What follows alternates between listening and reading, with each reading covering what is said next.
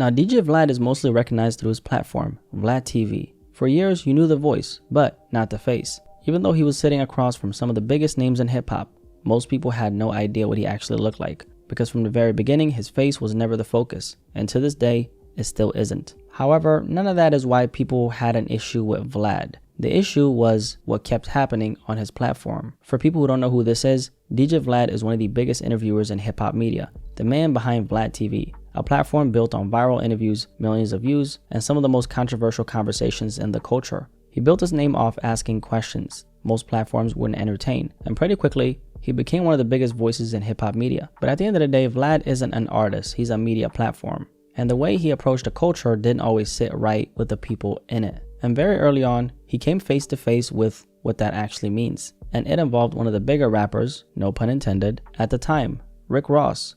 Back in the late 2000s, DJ Vlad broke a story that shook Rick Ross' image. Rick Ross actually worked as a correctional officer in Florida for about 18 months from 1995 to 1997. Now in hip-hop, that's of course a problem, because Ross was building his image around street credibility, rapping about pushing contraband while at the same time being accused of taking his identity from a real person, Freeway Ricky. For anyone who doesn't know who Freeway Ricky is, he's a real-life drug kingpin. So when Vlad posted a photo of Rick Ross in a correctional officer uniform on his website, it wasn't just news, it hit directly at his identity, and according to Vlad, Ross didn't take it lightly. As a matter of fact, over the next few weeks, he says Ross was on him about that expose, sending threats and making it clear he wasn't letting it slide. And eventually it went from words to action. August 10, 2008, Houston, Texas, at the Ozone Awards. Vlad says he was lured to a meeting at the Hilton Hotel, and that's where things turned physical. Rick Ross was there with his entourage, and according to a lawsuit DJ Vlad filed, Ross' entourage attacked him, leaving Vlad with a corneal abrasion, 3 fractured bones in his face, and 7 stitches near his eye. He was left on the ground, bleeding. Shortly after, DJ Vlad filed a $4 million lawsuit. The case would later result in the court ordering Rick Ross to pay him $300,000. And for Vlad, this was one of the first real moments where he learned that doing this kind of media, especially in hip-hop, comes with real consequences, especially when you're playing with how people see themselves in the streets. And obviously it goes without saying, I don't agree with this type of violence, but Vlad did something that was risky, and also I don't know why he would meet Rick Ross in this manner. Like, I don't know, especially considering some of the things that he exposed about him. Obviously it's easy to see the setup when I'm not in the situation, but it did sound like a setup, like the whole story. Meet me at this hotel. I don't know the ins and outs of how they actually ended up here, but I'm just saying, right? And over time, the conversation around Vlad started to shift, because years later, people weren't just looking at him as someone who exposed rappers. They started questioning something else. Take the case with Philly rapper A.R.Rab as an example. Back in 2018, he was arrested and later sentenced to 45 years in prison. For running a large-scale drug trafficking operation, prosecutors said his group was moving meth and cocaine from California to Philadelphia and flooding the streets with it. Now here's where things get interesting, because before all that, A.R.Rab had done a bunch of interviews, including one with DJ Vlad, and in those interviews, he openly spoke about street activity. I made enough money in the streets to take care of my family and everybody, like everybody around me.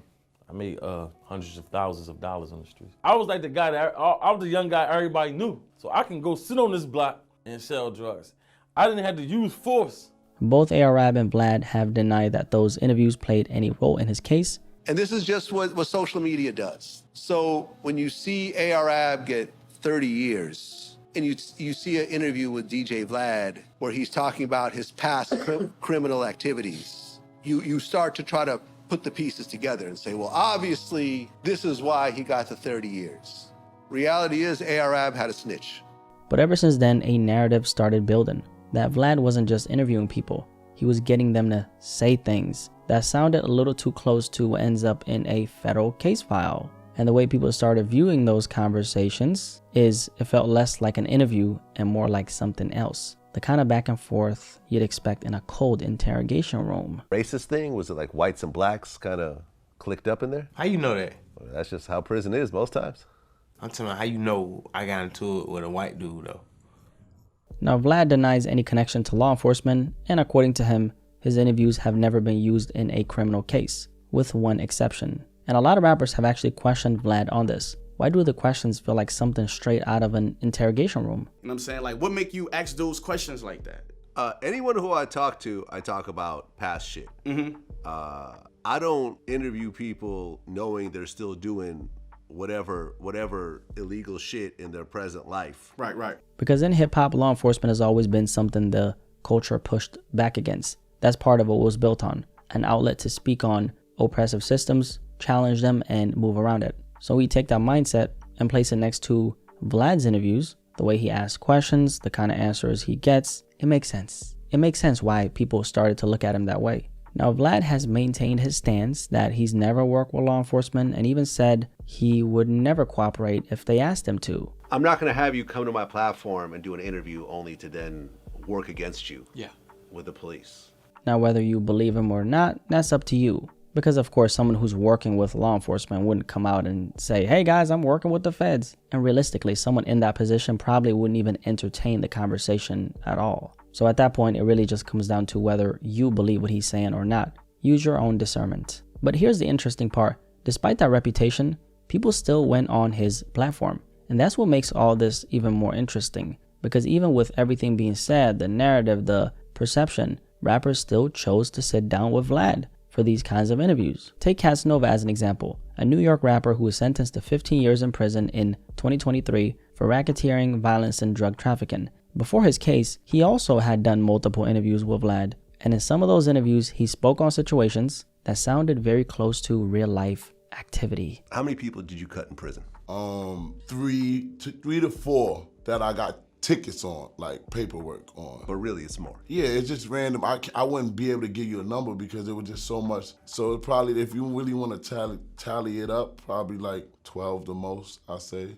Now again, there's no proof those interviews were ever used in court. But when cases like this start to pile up and be connected to your name and your platform, people begin looking at the platform like, what's really going on here? And that's really the core issue with DJ Vlad, because a lot of his biggest interviews aren't just conversations. It seems like they're kind of built around pulling information out of people who've lived these crazy, like illegal street lifestyles.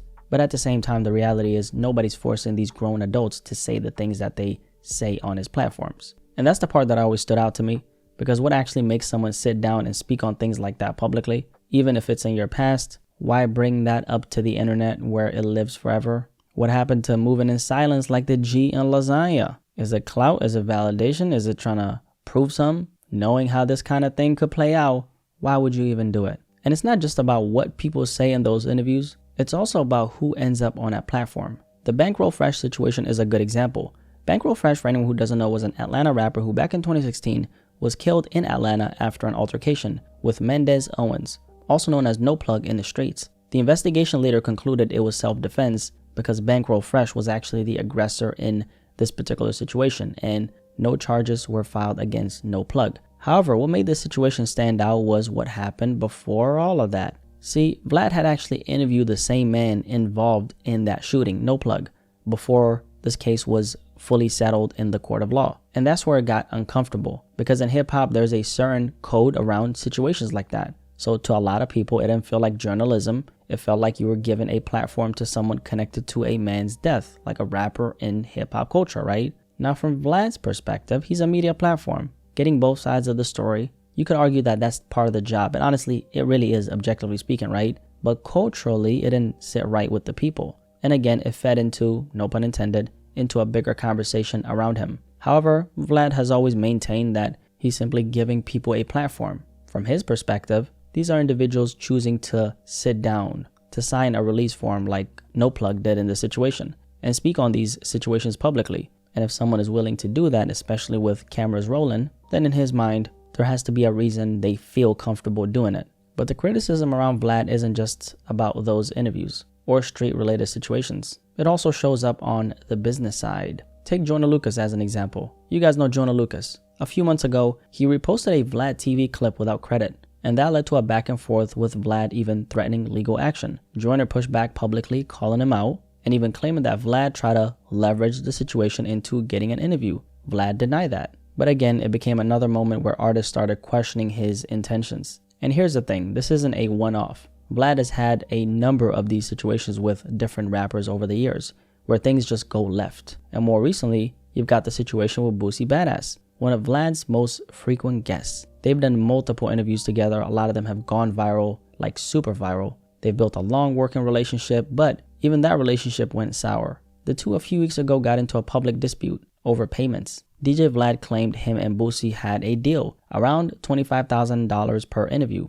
That's some good ass money, right? Now Boosie wanted some more dough, okay? Whether it's a 5K increase or 10K, depends on if you ask Vlad or Boosie. But either way, it turned into a bigger conversation about loyalty, about business, and about how these relationships actually work. And to be fair, Boosie was getting paid $25,000 like just to sit and yap with Vlad. Come on, that's some good ass money, right? But at the same time, that also shows you what Vlad's platform really is. It's a business, obviously. And that's something a lot of these rappers forget. Vlad is not your friend, nor are you his. And that's the thing with Vlad versus rappers, right? They of course see the benefit in going on his platform because it'll give them exposure and reach. But the thing with Vlad is even though people aren't clicking for him, they are clicking for the dynamic, the back and forth, the questions, the way he pushes the conversation forward. And that's exactly what makes interviews like the ones with Boosie so popular, because it feels unfiltered. It feels like you're getting something you're not supposed to hear. And that same dynamic is also what made his platform so controversial.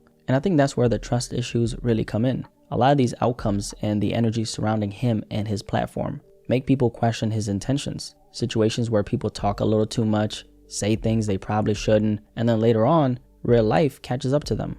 Now again, there's no confirmed proof that his interviews are being used against people in the court of law, but when you keep seeing similar situations happen over and over again, it creates a certain perception. And in hip-hop, perception is everything. So even if Vlad isn't doing anything illegal, even if he's just running a business, to a lot of rappers, it feels like stepping onto his platform comes with a risk. Which is also why you don't see as many rappers going on VladTV like before. And the ones who do, a lot of them don't keep coming back like that. Probably because at a certain point, they just feel like they don't really need the exposure anymore. And in this era, it's important to think twice about what you say. Because a lot of the time, the smartest move is saying nothing at all. Not sitting down and turning every dope boy story into content for the whole world, the feds, to see. Overall, Vlad is one of those figures who's probably going to be around for a very long time. Because whether people agree with him or not, his platform works. And he knows how to keep people coming back for more. If you made it this far, drop a like on this video and subscribe if you're new here. My name is Blackie Speaks. Nice to meet you. What do you guys think about this DJ Vlad conversation and why rappers never really trusted Vlad? Is there any merit to why rappers never trusted him and his platform? What do you guys think? Let me know in the comment section below, and I'll catch you guys in the next video. Peace. I'm out.